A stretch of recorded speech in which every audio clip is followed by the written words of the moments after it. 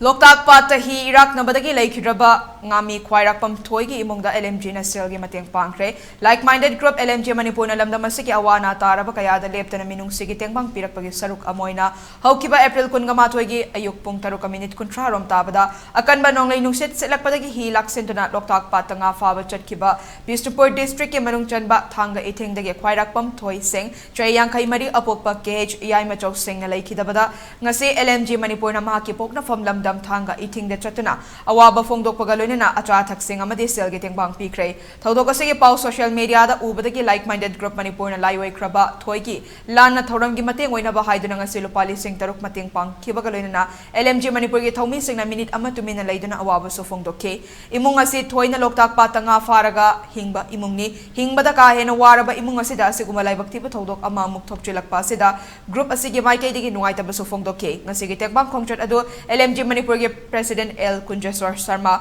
amadi Publicity Secretary Rakesh Naurem Anila Luchinke loina na LMG Manipur gi thomi kaya so sarukya ke khongchada duga mari lena na group asige Secretary Ozit Sorokai bam na fongdo kibada miyoi bai khoi gi tanglaba punsi kaya mahausa gi khudong tiba thogdo kaya na su punsi manghali awaba taraba matamdadi rajniti gi dharma gi amadi jati bizati gi apikwa wakalna aikhoi gi marakta sambaloina khari basi tungoina dana thamlaga aikhoi amana amagi mateng pangmina si harakli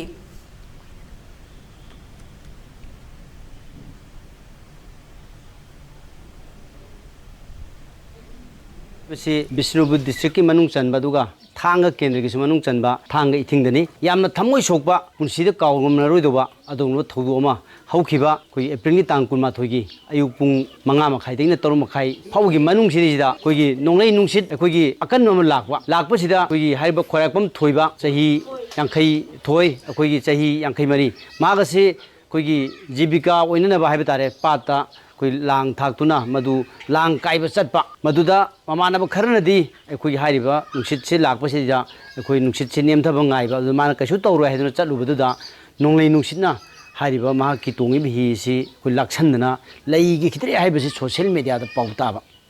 pauta ba sidagi koi thamoi yam nungai taba phawi maramdi koi miyobi ki punsi si miyobi ki yengnaba sum oiba prakati ni yengnaba sum oiba adu leina tina kayana amusu yengnaba oiba asoma thamoi soba thodose akhoi da phawriba sidagi di imung sidar kayam nungai tabadu pharungani taga tengna yumdagi cha gilasam uthakpasu nangamoi masai magi mathau dangdune hena nga kaibagi madune hena kano tawdun lumna lawdana aduna tamangam da miyoi bani akhoina laksari basidi akhoina pangjadori sempam se yamna chauna pangge hena laksaba natade imung asigi awaba thamoi kairaba miyoi kya jingse masigi damakta arap lam kaya dagi LMG gi member kaya nasu imung asigi awaba saruk yari haibado madu akhoi unminnaba amasu awaba phunu minase aduna laksabani